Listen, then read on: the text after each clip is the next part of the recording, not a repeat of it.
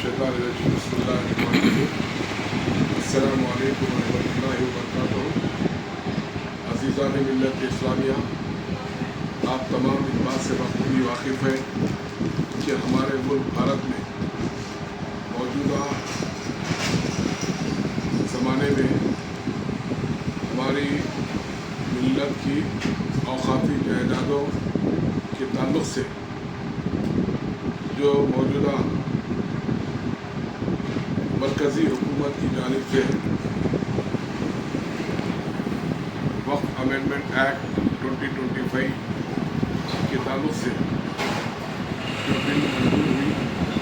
اس کے بعد supreme court کی جانب سے ایک انٹریم آرڈر کا حکم جاری کیا تھا۔ اس سلسلے میں ملک کے تمام اوقافی جائیدادیں، جس میں قبرستان، عیدگاہیں، درگاہ، عاشور خانے، چھلے اور مساجد کے علاوہ دیگر وقف شدہ جائیدادوں کا امید پورٹل میں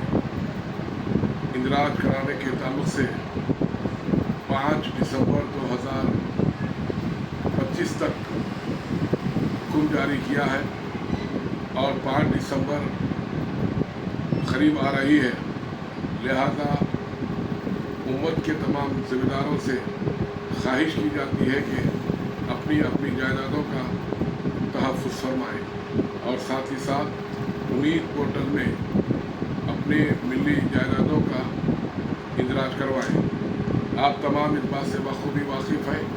کہ ہمارے درج اوقاف جو جائیدادیں ہیں وہ وقف یوزر کے تحت آتے ہیں،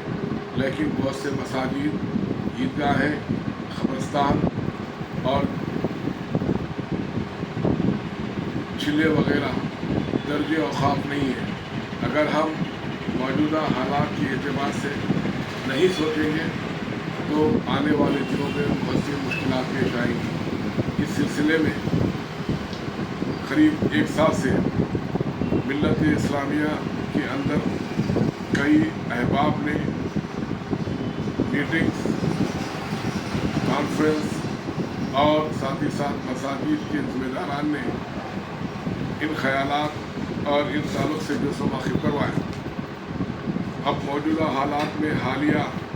ورنگل ضلع میں آبنوز فنکشن ہال اور دیگر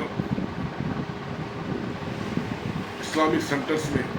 امید پورٹل میں اندراج کے تعلق سے شعور بیدار کیا، لیکن بہت سی ایسی جائیدادیں ہیں جو درج اوقاف نہیں ہیں۔ اس سلسلے میں اسٹیٹ درگاہ ایسوسی ایشن کی جانب سے امید پورٹل میں اوقافی جائیدادیں اندراج کرانے کے لیے محترم المقام حضرت سید خسرو پاشا صاحب، حج کمیٹی چیئرمین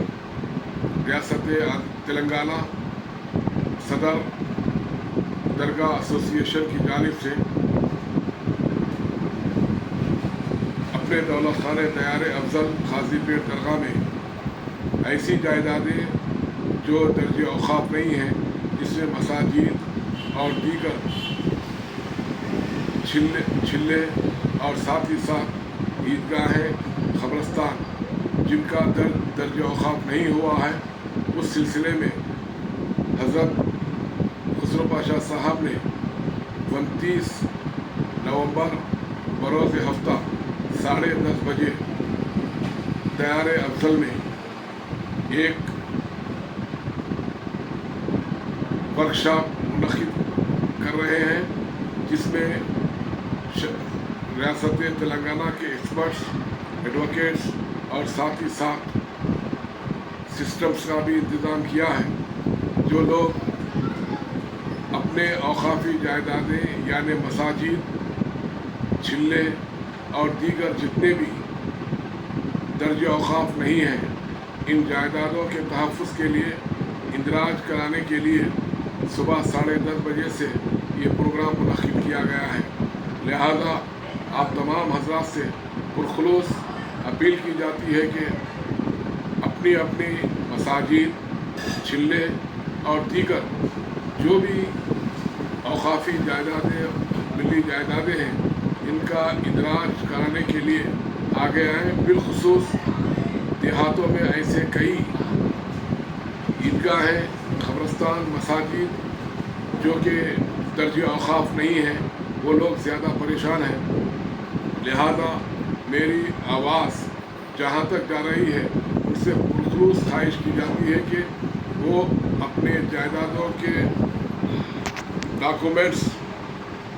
मसाजिद के इमाम और मुअज़्ज़िनीन को जो माहाना मुशाहरा दिया जाता है,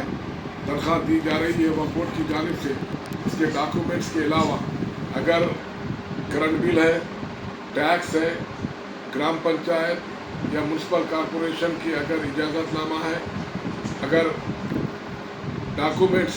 रजिस्ट्रेशन डॉक्यूमेंट्स हैं, अगर कोई अपनी तरफ से इनका वक्फ शुदा अगर कोई डॉक्यूमेंट है तो वो साथ में लाएँ और वहाँ पर वकला भी रहेंगे। अपनी जानिब से एफिडेविट तैयार करके ऑपरेटर्स को भी तकर्रुर किया गया है। लिहाजा आप लोग अपने साथ डॉक्यूमेंट लाते हुए तमाम औकाफ़ी जायदादों या मिली जायदादों का इंदराज करवाएं, क्योंकि 5 दिसंबर करीब आ रही है और बहुत से हजरात लाशऊर है इस ताल्लुक़ से। लिहाजा ऐसे जायदादें जो दर्ज औकाफ नहीं है, वही उन जायदादों के तहफ़्फ़ुज़ के लिए